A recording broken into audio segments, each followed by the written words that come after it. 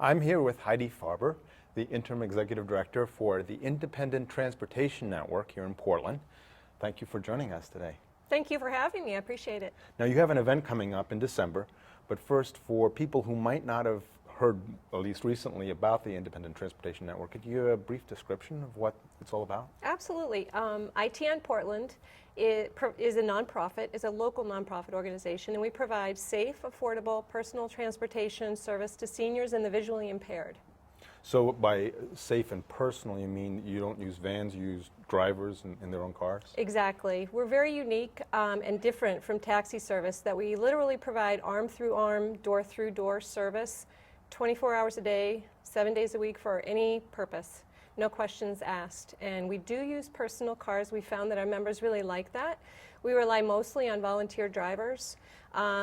Some of our drivers are paid part-time drivers, but most of them are volunteer drivers, and they drive their own cars, or our paid drivers drive cars that we have in our fleets. And who do you usually find what the profile of a member is, and how does, if somebody needs a ride or wants to be a member, how do they become a member? Well, we serve seniors who are 65 and older, or anybody 18 years or older that are visually impaired. And to join, they need to fill out a membership application, which we have on our website, or you can call our organization and get it. And we provide service within a 15-mile radius of Portland. So those are the types of people that we serve. Oh, okay. Now, the volunteers must be exceptional people to be doing this. How do people get connected, and who are they? They are exceptional people. We have about 30 to 40 active volunteer drivers right now.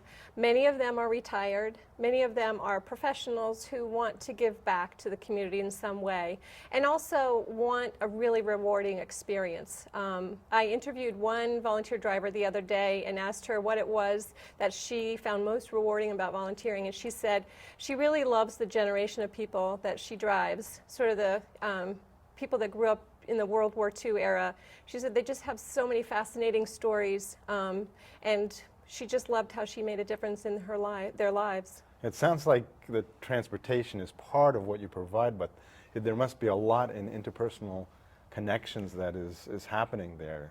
Do you have any kind of stories or anything like that happen between drivers and riders? That's a good insight, Tom. A lot of times our drivers are the only people that these seniors see every day, besides maybe a doctor or a rare visit to a family member. So they're very important connections for our members as well. And so I've ridden with many of our volunteers and our paid drivers, and they're just so nice. They get to know these people personally. They sometimes have relationships with them outside of their driving experience. So that's what's in it for them. And it is something that people do step forward and do this, but you must have a process to vet them and get, somewhat ensure the safety of the riders, right? Absolutely, we do. We go to places like the Elks Club, the Rotary Club, and people come to us often to find this volunteer experience. And we do have a screening process. They have to have a clean driving record. They have to, have the minimum level of insurance and a clean criminal record. We do criminal checks, so all of our drivers are very, very safe because we've done a lot of checking on their background. Many of them have come with personal references as well. So what's the event coming up in December?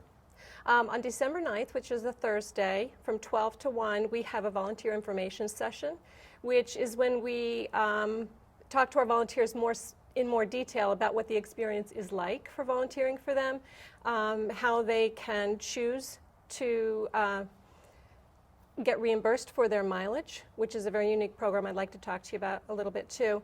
And we also get the information from them to make sure that they pass our screening. They fill out the volunteer application, and they let us know when they're available, and we start getting them on the road after that. So it's more of an information session for them, and also a way for us to go ahead and do their paperwork if they're still interested. That's just a real quick, interesting that they do volunteer but do get reimbursed for their gas. So how does that work? We have different options. They can get mileage reimbursement cash, or they can choose to bank their miles that they accrue in their own personal transportation account for future use. So it's a very unique, and it's a patented program called Transportation Social Security. So it allows them to drive for a number of years, but then have a personal transportation service for them when the time is is ready. That sounds wonderful. Now, where, if people want more information, where do they go? A website, phone number? The website for ITN Portland is www.itnportland.org, and our phone number is 207-854-0505. Well, thank you very much. It sounds like a great way to get transportation, also wonderful social networking for people who might need it the most. Yes. Thank you very much. Thank you.